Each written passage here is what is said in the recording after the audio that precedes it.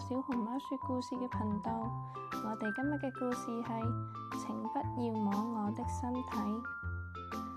當人哋摸你嘅身體嘅時候，你會有啲咩反應呢？我哋一齊嚟睇下克拉拉會點樣做啊！請不要摸我的身體。代碼蓋斯勒。我叫克拉拉，我有非常特別嘅寶物，呢個就係我嘅身體啦。我嘅身體淨係屬於我自己嘅咋。當我仲係小嬰兒嘅時候，我嘅身體同而家生得好唔同。當我越嚟越大個嘅時候，我嘅身體都會跟住有所改變。我對我嘅身體覺得非常之驕傲啊！有時候我都會想親近別人，呢個時候我哋就會掂到大家嘅身體。當爸爸抱住我嘅時候，我會覺得非常溫暖。我真係好鍾意同爸爸擁抱啊！當我坐喺嫲嫲嘅腳上面，我會覺得好舒服，因為我哋嘅關係非常之親密。抱起一個小寶寶唔容易㗎，但係當我拖住佢嘅手仔嘅時候，我會覺得我哋嘅關係非常之緊密。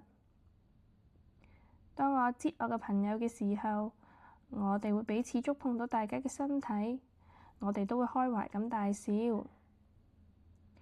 觸摸其實係一件非常之特別嘅事，只有我自己可以決定俾邊個去摸。有時候我根本就唔想俾其他人摸我嘅身體。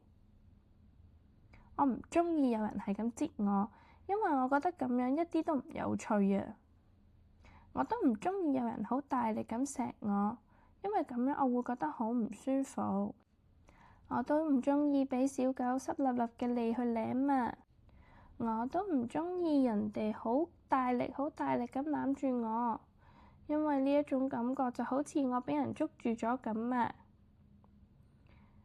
間唔時都有人好隨意咁觸碰我嘅身體，我好唔鍾意呢種感覺啊！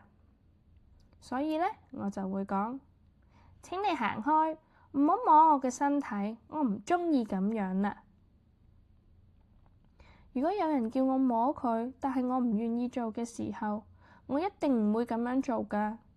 我就會同佢講：我唔要啊，我唔想摸你，我都唔要摸你，我拒絕做呢樣嘢。試下好清楚又好大聲咁講出嚟，唔好摸我啊，我唔鍾意。仲有，我唔要啊，我唔要掂你，我拒絕做呢樣嘢。如果雙方彼此都同意觸碰對方，而我都覺得呢一種感覺好好啊，你認為咁樣又可唔可以呢？如果喺呢一類嘅觸碰過程入邊，我覺得有任何唔舒服，就要即刻嗌停止，我就會講唔好，唔要，因為只有我自己可以決定咩時候俾邊個去觸碰我。你哋都一樣啦。有時候就算你講咗唔可以，佢哋都仲係唔理你，繼續觸碰你嘅時候，你就要必須保護自己啦。當你自己冇辦法應付嘅時候，就應該話俾你信任嘅大人知，尋求佢哋嘅幫助。所以請你仔細咁諗一諗，你嘅身體淨係屬於你自己㗎。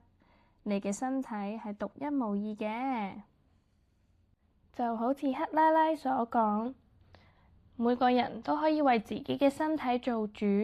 你唔鍾意人哋觸摸你嘅時候，你可以拒絕，你可以離開，唔使強迫自己做自己唔鍾意做嘅嘢㗎。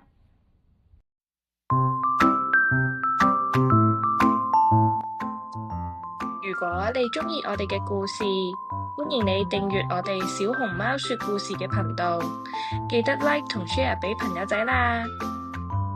我哋嚟緊會出更多廣東話同英文嘅故事，下次見。